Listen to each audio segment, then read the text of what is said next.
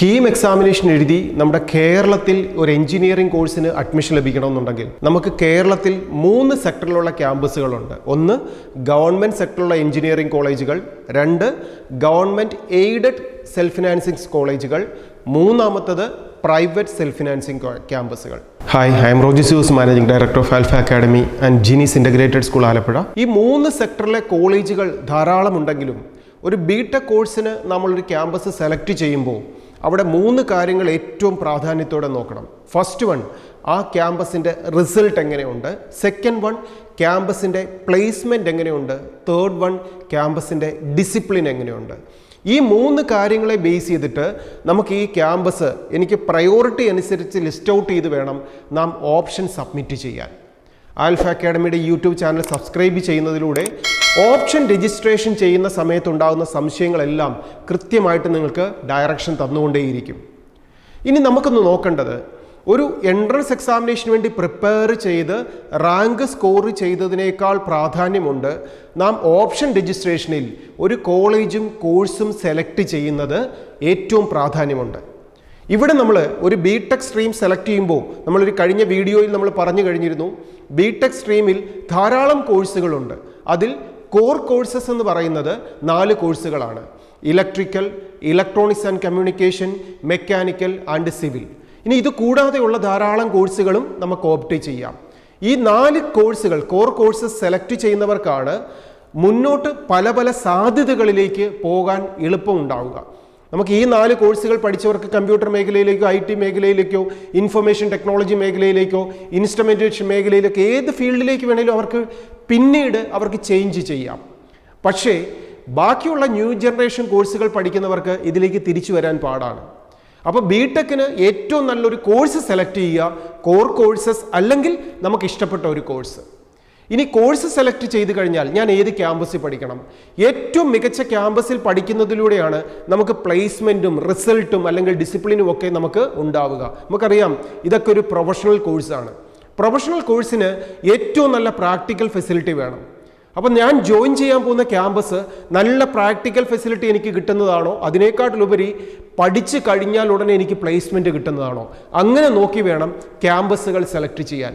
ഇങ്ങനെ സെലക്ട് ചെയ്യുമ്പോൾ ഗവൺമെൻറ് സെക്ടറിലുള്ള ക്യാമ്പസുകളിൽ ഏറ്റവും ബെസ്റ്റായിട്ട് വിദ്യാർത്ഥികൾ ഓപ്റ്റ് ചെയ്ത ക്യാമ്പസുകൾ ഏത്, ഏറ്റവും നല്ല പ്ലേസ്മെൻ്റ് ഉള്ള ക്യാമ്പസുകൾ ഏത്, ഇനി ഗവൺമെൻറ് എയ്ഡഡ് ക്യാമ്പസുകളിൽ ഏറ്റവും ബെസ്റ്റ് ഏതൊക്കെയാണ്, ഞാൻ എങ്ങനെയാണ് പ്രയോറിറ്റി അനുസരിച്ച് കൊടുക്കേണ്ടത്, പ്രൈവറ്റ് സെൽഫ് ഫിനാൻസിങ് സെക്ടറിലെ ബെസ്റ്റ് ക്യാമ്പസുകൾ ഏതൊക്കെ, ഇതൊക്കെ ഓരോ വീഡിയോയായി നമ്മൾ ഡിസ്കസ് ചെയ്യാൻ പോവാണ്.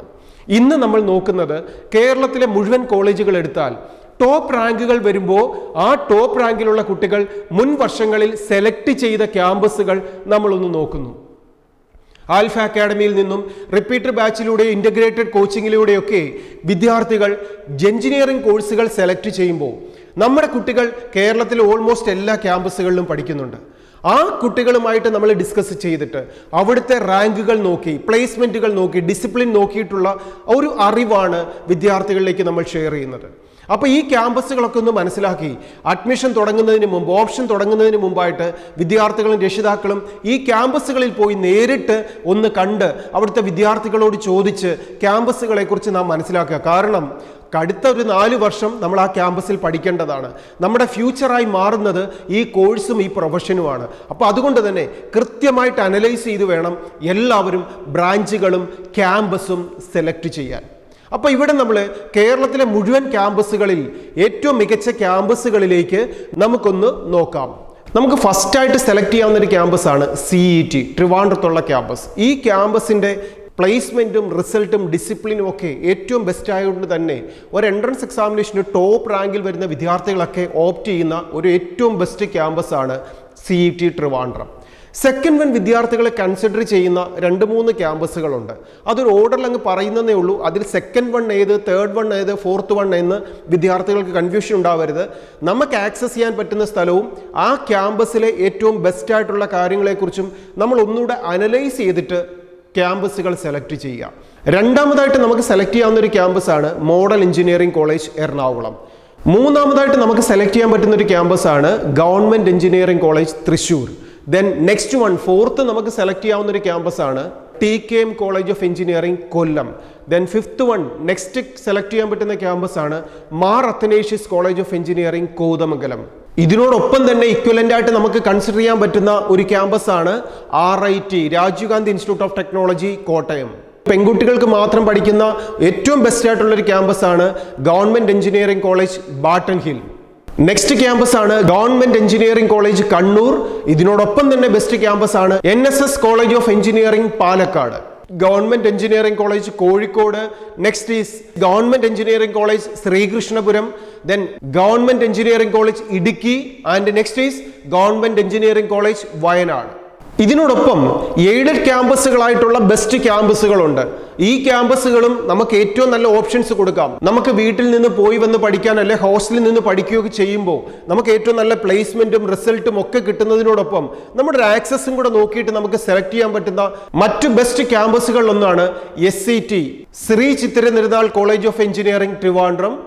ദെൻ LBSന്റെ അണ്ടറിൽ വരുന്ന ക്യാമ്പസുകൾ LBS institute for women Poojappura.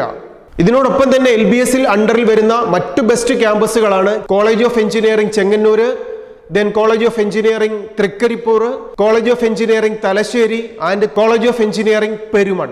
Then next one is LBS college of engineering Kasaragod.